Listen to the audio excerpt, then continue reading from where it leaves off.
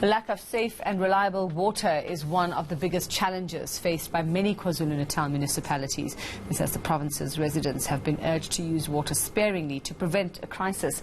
Dam levels are reportedly 10% lower than they were last year. Well, I'm joined by Thami Hlongwa, Umgeni Water's CEO. He's in Durban for us. Thami, very good evening and thanks for your time. So where are your challenges at the moment? Good evening, Rebecca. Good greetings to the viewers as well. The challenges at the moment is issue of rain. We believe that the system is balanced in the sense that we do have enough water, at least for the next 2 years. However, the way the dams are dropping, when we do a hydrological computation, we believe that we like the communities to cut down a bit in terms of their use or in terms of their demand.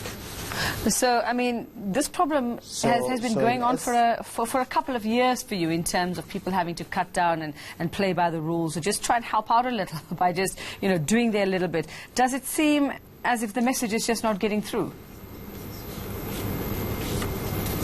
2 years ago, we had to do restrictions, which forced the demand to go down, but that was forced demand management.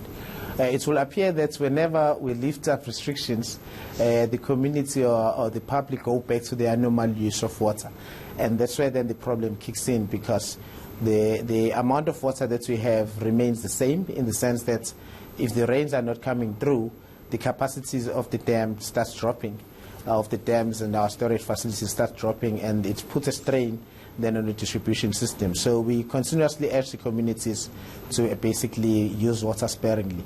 But be that it may, we are investigating a number of solutions, including looking at other catchments that were previously underutilized, such as the Umkomazi as well as Umzimkhulu, so that we can augment particularly the supply to the Durban metro area, or eThekwini metro area, which has huge demand and is growing faster than what we can catch up on as far as demand is concerned. Thami, what about a plan for farmers? I mean, they seem to be bearing the brunt of this.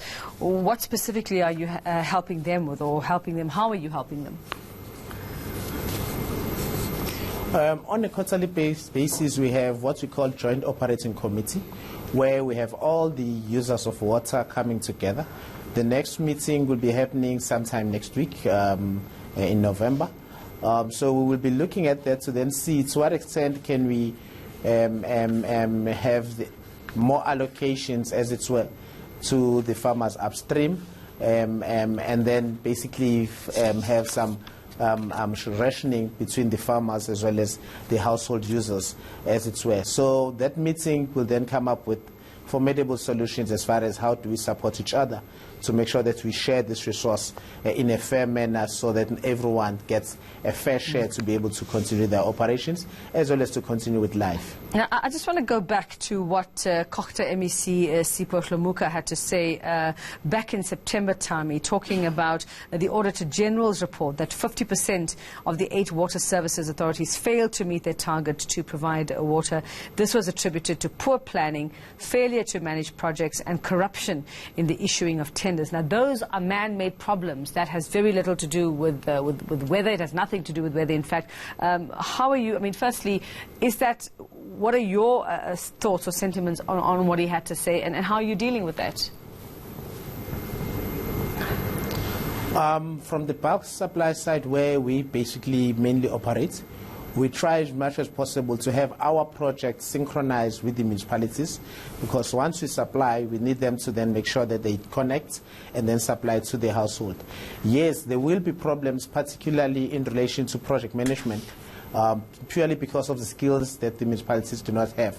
However, futuristically looking, in partnership with National Treasury as well as the eThekwini Metro, we are currently doing a lot of work as far as graduate trainees, where we're training engineers to take them to registration.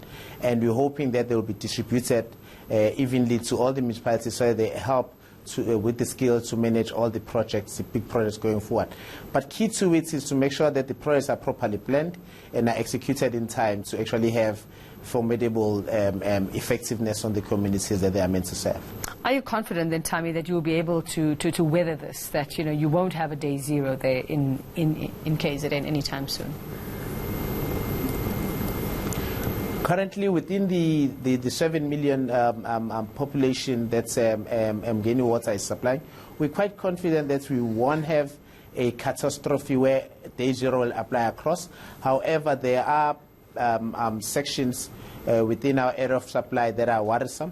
For instance, if you're looking at Tsugela in the north, around the Ladysmith area, particularly those that are supplied by Olifantscope or the small dams as it were, we do see a bit of a strain on the system, and we have then applied restriction on those. But as far as the major towns is concerned, which is eThekwini and Pietermaritzburg in the main, which carry the economy of the province as well as contribute 18% to GDP of the country, we believe that we will be able to avert day zero. We are having enough as long as the rains prediction that are predicted to come through also come in time. But at least for the next 12 months or so, I can confidently say we won't see major interruptions, disruptions within the water supply.